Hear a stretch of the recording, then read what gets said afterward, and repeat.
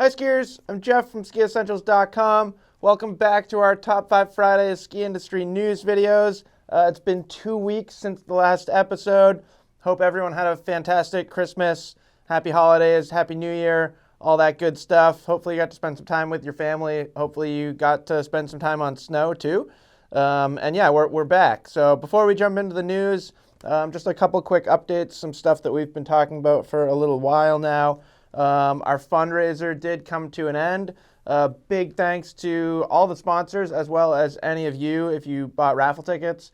We contacted the winners last week, so maybe one of you won. Congratulations if you did. And yeah, we raised $5,200, which is going to go directly to local youth ski programs, which actually surpasses any of our previous donation amounts from past years. Normally we do the fundraiser in person. So although this year was digital and remote, so to speak, it was really successful. So thank you to anybody that participated in that.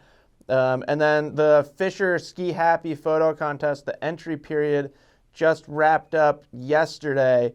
On Sunday, we'll be posting the top 3 photos and then letting the public decide basically through Instagram comments. So that's a little different than what we've done in the past. So keep an eye out for that. Check our Instagram account.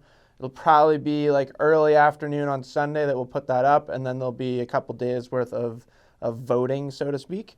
So yeah, pretty excited. It's really fun to kind of choose. We do top 10 as well. So yeah, it's really fun to choose those top 10 photos, and we had some really good entries. I've at least skimmed through every single entry that we had this past month, and there are some really good ones. So yeah, that's it for updates, and now we can get right into the news. Quite a lot of World Cup ski racing has happened in the last 2 weeks, so we're just going to cover some highlights. Breezy Johnson earned her first ever podium, and actually she got 2 of them in back-to-back downhill races on the 18th and 19th. That's really, really cool to see. Anytime you're getting your first podium, it's a pretty big deal, and to do it back-to-back with 2/3 is pretty darn cool. And then Michaela Schifrin also picked up a 3rd place on the 29th. Good skiing out of Michaela for sure. She was leading after the first run.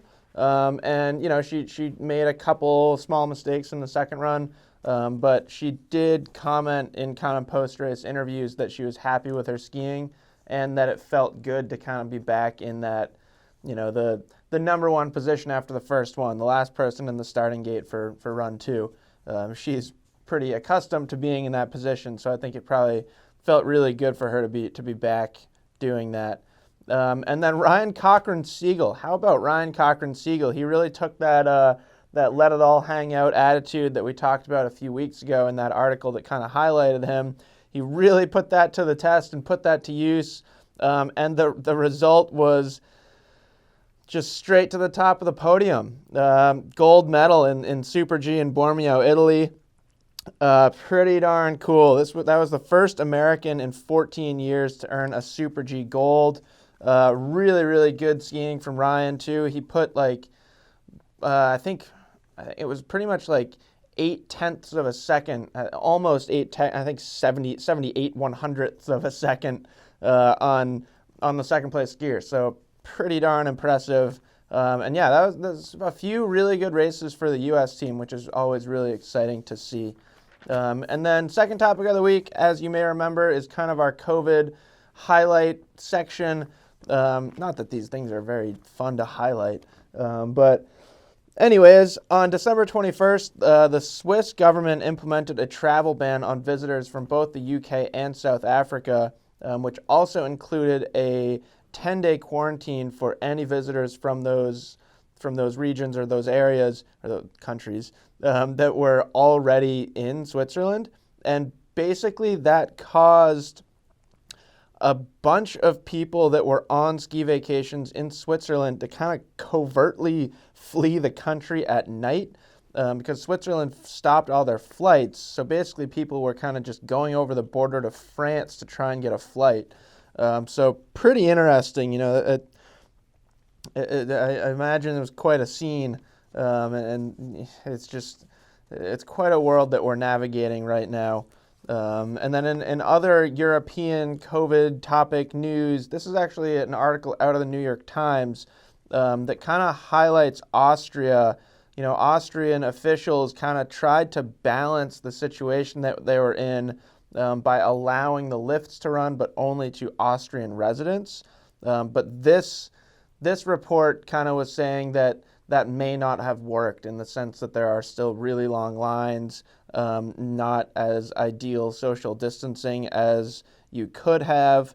So pretty interesting article from the New York Times. And, I think there were a few things in there that, like, I feel like we can relate to here in the United States. Before I say this, I think Stowe is doing a really good job overall. Stowe is our home mountain. I think they're doing a good job. I give a lot of credit to Vail Resorts and how they're kind of operating and navigating this season. But I am just consistently blown away by how many people there are.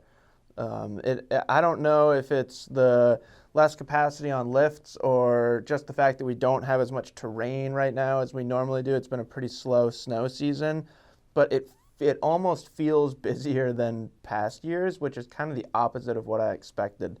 So pretty interesting, and I feel like that's something that's kind of happening across the board, is there are a lot of people skiing this year. So interesting news out of Europe. Let us know. A bunch of you have been chiming in from Europe, and I really appreciate getting just like feedback straight from you guys. So if you want more information on this stuff, just check the comments section on this video, because there's probably going to be some people chiming in, and thanks to all of you that do.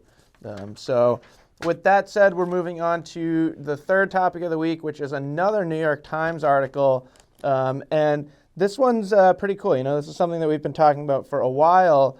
And this specifically was kind of based out of Chamonix, this article, and highlighting the fact that a lot of people are taking advantage of the fact that the resort is closed and touring at the resort, which is typically something that's pretty hard to do, to alpine tour in an open resort situation. And this just kind of got us thinking, and it's something that we've been talking about quite a bit. I think we've mentioned it here in Top 5. There are going to be like long-lasting effects to society from this pandemic. Things are changing, and it's kind of fun, or it's kind of refreshing rather, to try and look at things from what might be the positives that come out of this. I think it's obvious that there is going to be an increase in the total amount of alpine touring participants after this pandemic, and I think those people will continue with touring. I think once you do it a couple times, you realize that it's pretty darn fun, pretty rewarding.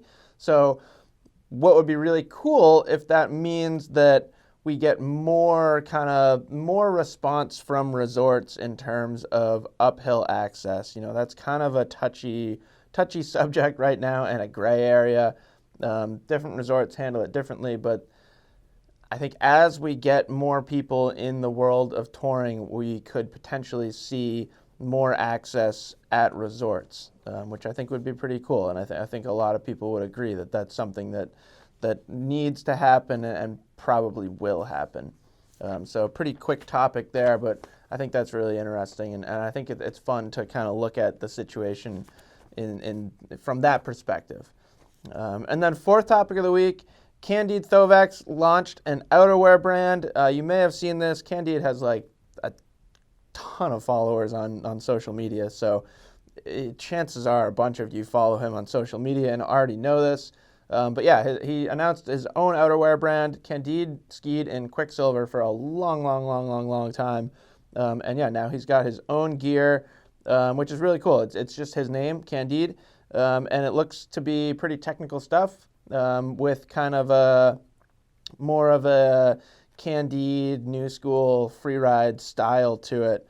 And then it's more than just outerwear too. There's goggles, and there's mittens, And my favorite thing about this is that there aren't any gloves. There is... I'd be psyched if any of you guys remember this as vividly as I do, but there's an interview with Candide from way back in the day, and I'm pretty sure it's after he won X Games Slopestyle Gold or X Games Big Air Gold medal or something. It was after a big win in a pretty major competition, and the person interviewing him notices that he has mittens on and asks something along the lines of, like, do you find it harder to do your grabs when you have your mittens on? And Candide kind of looks at the interviewer and is really confused and is like, basically says, why wouldn't I wear my mittens? So I thought it was really kind of entertaining to me that you can get mittens from Candide, but you cannot buy gloves. So I like that. I like that Candide is holding true to his ideals. And with that, we're to our edits of the week. Just 3 pretty quick edits of the week this week. First up from GoPro, we have Crispin Chetler doing some heli skiing in Alaska with a really cool point of view lens. The field of view is absolutely huge. And, you know, Crispin Chetler is always a blast to watch ski, so check that out. And then this one's from Outside TV. It's day 1 with Trevor Kennison. If you don't know Trevor, he's an adaptive skier. He had an accident. He was a snowboarder, and he had an accident in Vail Pass. I'm pretty sure it was in 2014, and is now paralyzed from the waist down and has turned into one of the most impressive skiers just across the board that I know. And specifically, he's an adaptive skier, a sit skier. And this was his first day back in the backcountry since his accident, and pretty darn cool. If you've never seen Trevor ski, you absolutely need to watch this, and I pretty much guarantee that you'll become a fan of his right away. And then lastly, we have the footage from Ryan Cochran-Siegel's winning run, so check that out. Kudos to Ryan Cochran-Siegel. Great to see local Cochrane family taking home the win. So that's it for Top 5 Fridays this week. Hope you guys didn't miss us too much last week, but we'll be back to our weekly episodes now that we're through the holidays. Keep an eye out for the next Ski Happy contest, which will start kind of towards the end of next week or potentially even the beginning of the following week. So yeah, keep an eye out for that. We got more skis to give away, and hopefully you guys have more photos to share with us. So yeah, we will talk to you soon, and hopefully we see you out there on the slopes.